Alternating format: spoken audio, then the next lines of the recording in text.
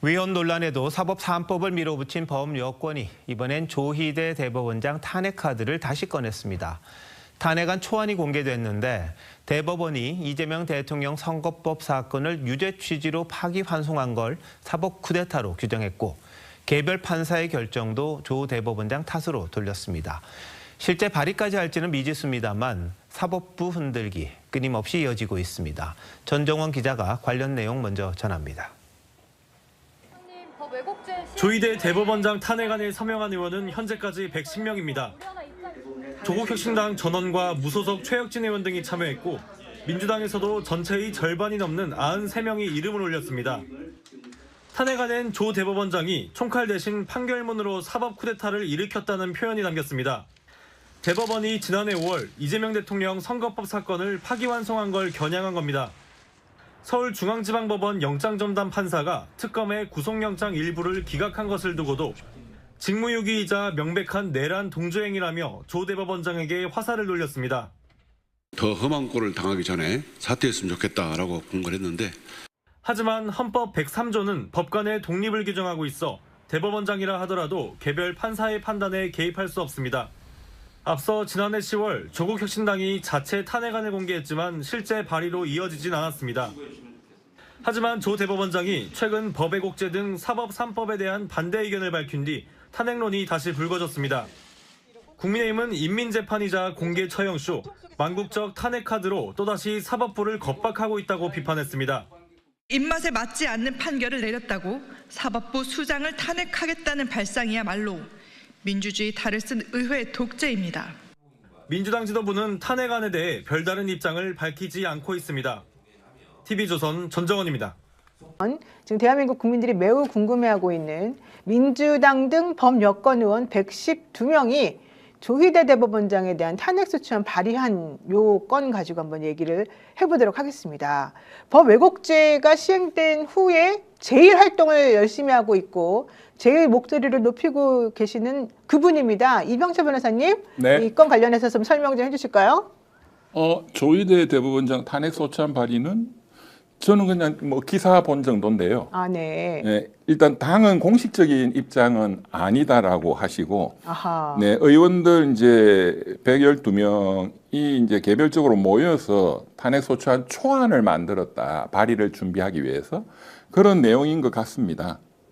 네, 초안을 제가 읽어는 봤는데, 네네. 좀 더 다듬어야 되지 않을까 이런 생각이 드네요. 네. 자, 지금까지는 이제 지금 개인적 의견을 내다가 당론 이전의 단계에서 국회의원들이 112명이 이제 모여서 이걸 발의를 하겠다라고 초안을 공개한 것은 이제 공론화 과정을 통해서 국민들의 의견을 듣겠다는 것이고 구체적으로 발의가 결정된 건 아니지 않습니까? 네. 이제 이런 것들을 이제 지금 굉장히 여론을 의식하면서 일단 던져놓고 있는데 구성면에서 실제 지금 이제 법적 검토가 어느 정도 끝났느냐, 그리고 이제 법외국제가 성립되는 과정에서 이렇게 탄핵 소추를 할 것이냐, 아니면 법외국제가 지금 이제 수사 진행 단계에서 이걸 먼저 던질 것이냐라고 이제 했을 때 정말로 법적으로 좀 짚어봐야 할 것. 그러니까 이제 문제를 제기함으로써 효과를 얻는 게 아니고 당연히 지금 헌법재판소에서 탄핵까지 받아내야 되지 않습니까? 네. 이런 부분에 대한 이제 준비가 얼마나 철저한지는 좀 오늘 이병철 변호사님이 잘 좀 설명을 해주시면 좋겠다는 생각입니다. 국회 절차를 먼저 말씀드리면 초안 112명의 서명은 끝났으나 아직 발의는 되지 않았습니다. 그래서 초안을 우리가 이제 공식적인 사이트에서는 받아볼 수는 없는 상태인 거고요. 다음 주 초에 이제 발의한다는 겁니다. 그리고 본회의에서 이게 상정이 되면은 24시간, 그 72시간 이내에 이제 표결이 되는데 다음 주까지 이걸 다 해결하겠다. 방법을 이렇게 결론을 내겠다 이런 내용입니다. 그러니까 초안의 핵심 내용은 크게 세 가지입니다. 이재명 대통령의 이제 사건 사전 배당, 그러니까 이것은 절차 위반이다라는 내용, 그리고 사실심을 침범했다. 그러니까 대법원의 사실심을 침범을 했다. 대법원 권한 일탈했다는 내용이고 12.3 비상개혁 관련해서 조희대가 헌법을 위반했다. 이렇게 크게 세 단락으로 우리가 구분할 수 있습니다. 네, 최혁진 무소속 의원을 포함해서 범여권 의원들 112명이 조희대 대법원장 탄핵소추안 초안을 마련했다라고 하는 얘기인데요. 현재까지 112명의 의원들이 서명을 했기 때문에 발의 요건 자체는 충족이 된 상황입니다. 탄핵안에 제시된 구체적인 탄핵 사유는 사건 접수 및 정상 배당 절차를 무시했다. 이게 첫 번째, 우리 이제 이경 기자가 설명을 다 해주셨습니다만, 또 그리고 헌법상 소부에서 심판할 권리를 침해하고 절차적으로 위배해서 전원 합의체로 넘겨버린 그 부분, 또 상고심의 본질적 한계를 일탈했다. 그리고 사실 인정을 잘못했다. 이런 부분이고요. 판례 변경 없는 부당한 파기환송 및 정치적 중립 위반이다. 이런 부분, 또 국회에서 위증했고 12.3 내란 사태에 대한 직무를 유기했다. 이런 등등이라고 합니다.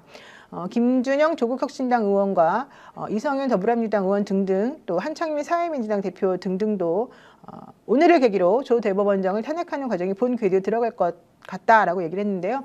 헌법 65조에 따르게 되면 법관의 탄핵소추는 국회 제적의원 3분의 1 이상의 발의로 진행이 되고요. 의결은 제적의원 과반수의 찬성이 있어야 되는데, 지금 뭐 초안에 서명한 사람은 112명이면은 150명은 금방 넘기겠죠. 넘길 가능성이 좀 있어 보인다. 근데 탄핵 추진 시점은 언제일지 여기에 대해서는 조금 저울질이다. 이런 얘기이고요. 민주당은 당론으로 자진 사퇴를 요구하고 있는 상황이기 때문에 자진 사퇴 쪽으로 조금 얘기를 계속 하고 있어서 탄핵 자체를 당론으로 채택하거나 하지는 좀 않을 것 같다. 이런 얘기 나오고 있습니다.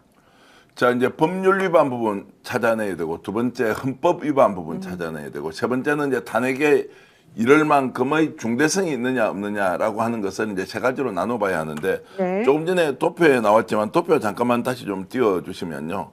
현대판 예를 들어서 사법 쿠데타다라는 말은 굉장히 국민들에게 자극적이긴 한데요. 네. 저것이 실제로 법리 구성을 할 때 헌법재판소에서 얼마나 저것을 법적으로 이제 인정할 만한 것이냐라는 것, 별동대를 동원해 직권남용을 하고 내란 행위에 동조했다라고 하는 것도 이제 결국 대법원 내에 있는 재판 연구관들을 통해서 별도 조직을 만들었다라고 하는데, 이거 이제 증거를 확보할 수 있느냐 없느냐의 문제도 이제 똑같이 있기 때문에, 이게 이제 수사가 진행되지 않은 상황에서 저걸 덜컥 헌법재판소로 던졌을 때 이거를 만약에 인용이 되지 않고 기각이 되는 상황이 온다, 또는 아예 접수조차도 안 될 수가 있을 텐데, 이제 그렇게 돼버리면 오히려 조희대 대법원장을 살려주는 결과를 또 낼 수 있기 때문에 이제 이런 부분을 어떻게 해야 하느냐라는 것이 지금부터 이제 아주 중요한 숙제가 되겠습니다. 그 조희대 대법원장에 대해서는 지난번에 조은석 내란 특검에서 혐의가 없다라는 식으로 얘기를 했기 때문에, 좀 전에 그 표를 다시 한번 피디님 보여주시게 되면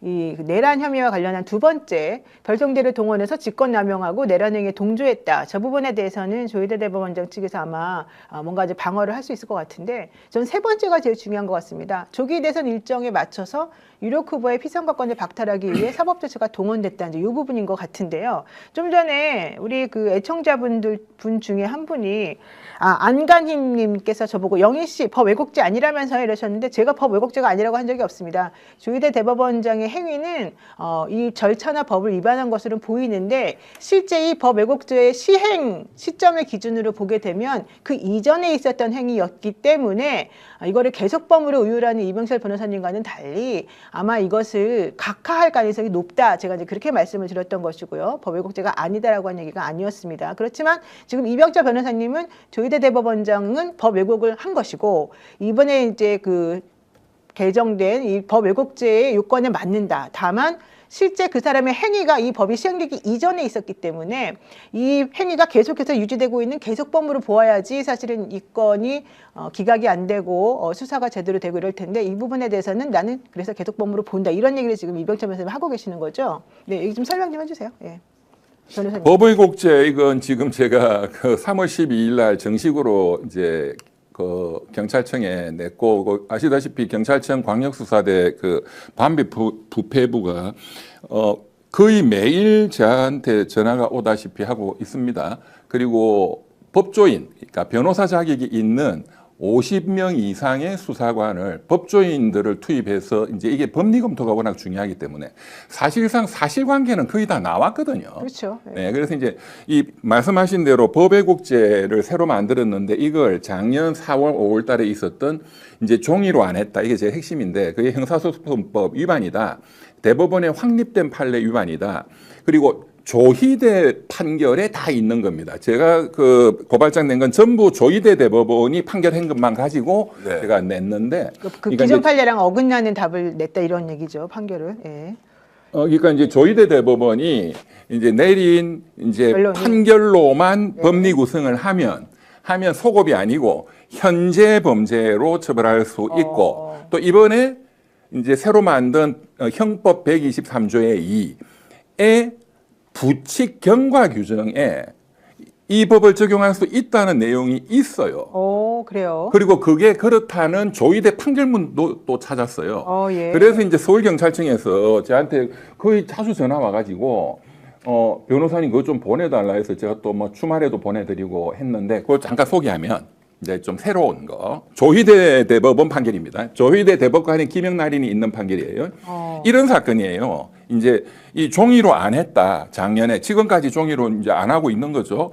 그리고 새로 법이 만들어져 가지고 2025년 작년 이제 5월 1일 10월부터 날 10월부터 적용이 됐는데 이제 네. 5월달에 입건된 당연히 사건. 수도 그게 예, 아니고 네. 그러니까 형사 소송에서 전자문서를 쓸 수 있는 전자문서에 관한 법률은 작년 10월 10일부터 이제 시행이 됐고, 그러니까 그 전 사건이죠. 작년 4월달, 5월달에 대법원 재판이 있었으니까 종이로 해야만 됩니다. 예, 전자는 안 됩니다. 그리고 천대엽 법원행정처장이 국회 와서 종이만 유효하다고 본인이 얘기했었어요. 그래서 이거는 이제 다툼이 없어요.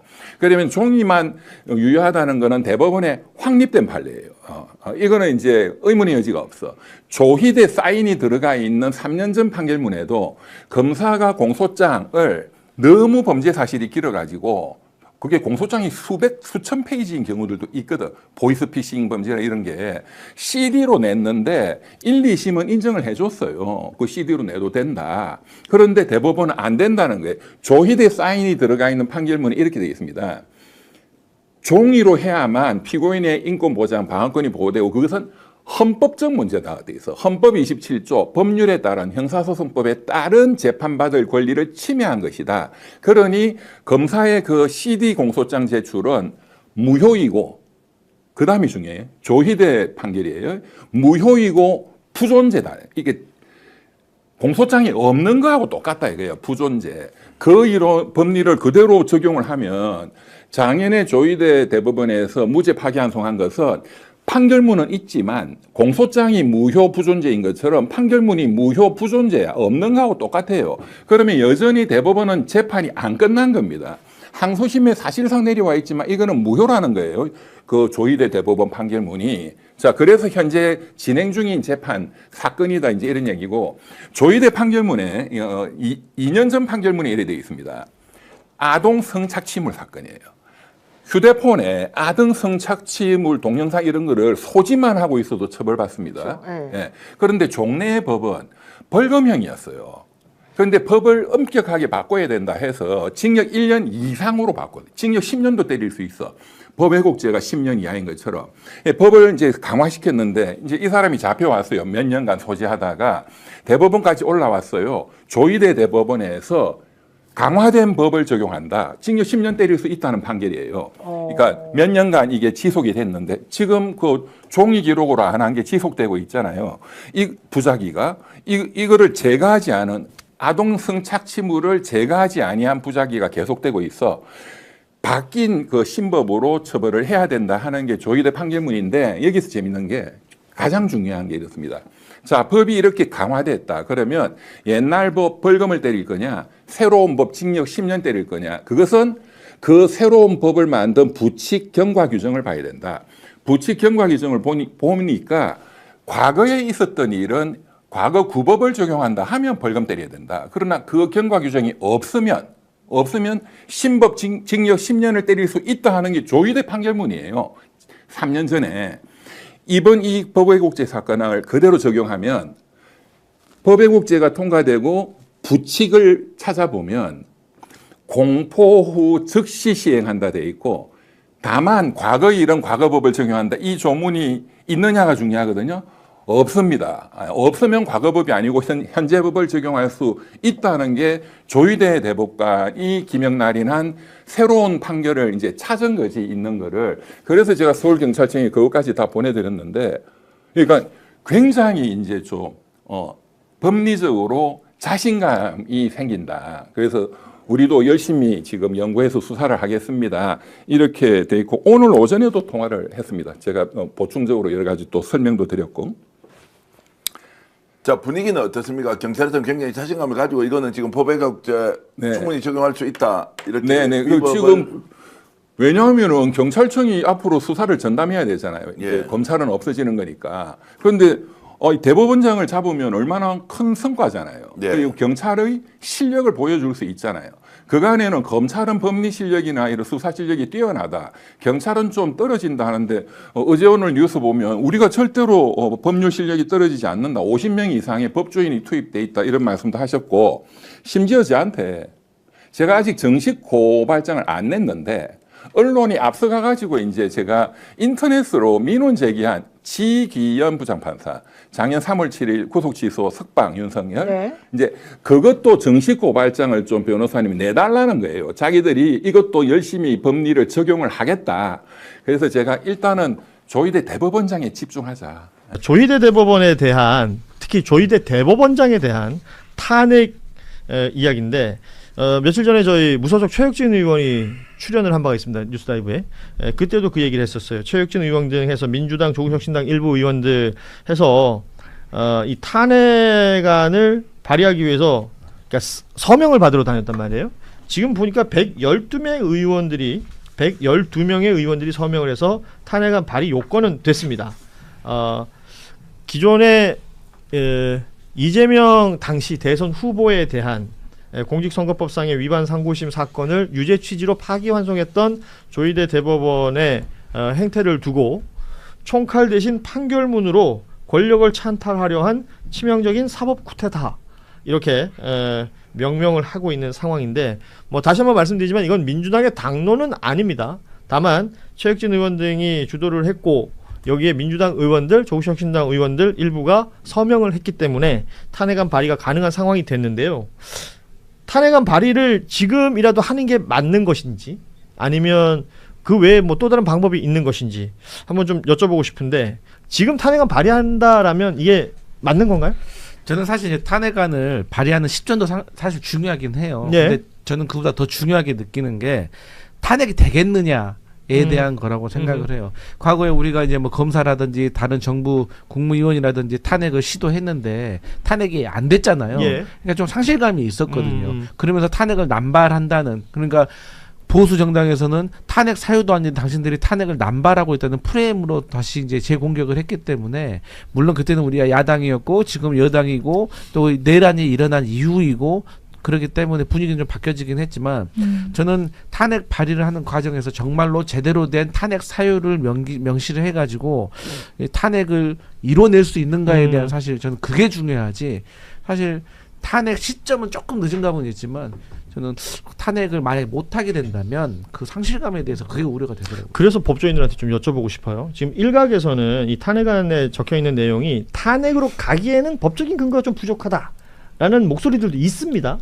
그래서 두 분의 의견을 좀 들었으면 하는데, 장유미 변호사는 어떻게 보십니까? 일단 이제 그 선례를 보면 헌법재판소에서 이를테면 검사 탄핵들이 있었어요. 예. 관련해서 수사를 받고 했을 때 기록을 좀 다오라고 해도 이거 수사 중이야라고 하면서 팔이 안으로 굽듯이 이게 안 되고, 예, 예. 왜냐하면 형사랑 이런 또 절차가 완전 판이하게 다른데, 그렇겠죠. 형사의 증거라는 건 완전히 엄정하게 가지고 막 구속도 하고 압수도 하고 이러면서 하는 거라서 그 결이 좀 다른데, 그게 번번이 막히고 있다라는 그 현실로. 그런데 지금 조희대 대법원장에 대해서는 심지어 고발 조치가 됐지만 특검에서도 수사에 착수하진 않는다라고 했어요. 선을 그었던 부분, 예. 수사 관련해서 참조할 수 있는 그런 증거라는 건 대단히 제한적인 상황에서 헌법과 법률 위반이라는 그 허들을 과연 넘을 수 있을 것인가, 그게 되지 않았을 때 정무적인 역풍은 어떻게 감당해낼 것인가에 대한 전반적인 고려를 해서 해야 되는 거라서, 아마 이 주도도 이제 민주당에서 했다기보다는 그 무소속 무소속인 최혁진 의원님이 주도하신 걸로 보이고 그러나 뜻을 개별 의원들이 공감하니까 이름을 그렇죠. 올릴 수는 예. 있고 근데 아직까지 민주당의 당론은 그런 의미에서 좀 아니게 된 것 같습니다. 저는 어떻게 봐요? 일단 지금 당장 된다면 당연히 기각이 될 거라고 생각합니다. 이게 애초에 기울어진 운동장으로 탄핵은 시작을 해요.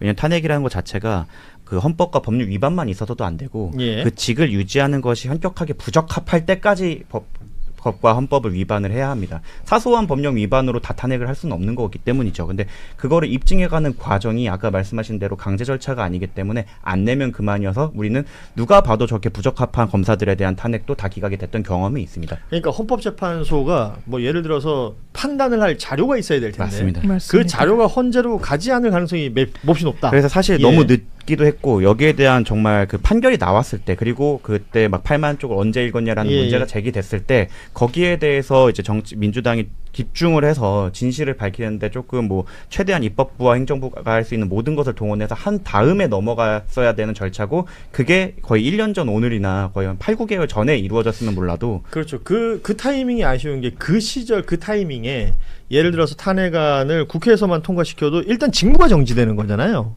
그런 어떤 효능감이라도 있었을 텐데 지금 만약에 탄핵안이 가결돼서 조희대 대법원장의 직무를 정지시켜 놓고 헌법재판소에 갔을 때 여러 가지 부족한 것들 때문에 이게 탄핵이 기각이 되어버린다면 오히려 마이너스겠다라는 생각도 사실은 들어요.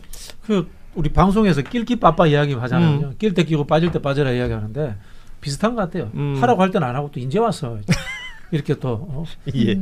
그 5개월 전인가 제가 이 자리에서 거품 문 적이 있어요. 그때 대법관들이 간부회의를 했다. 맞아요.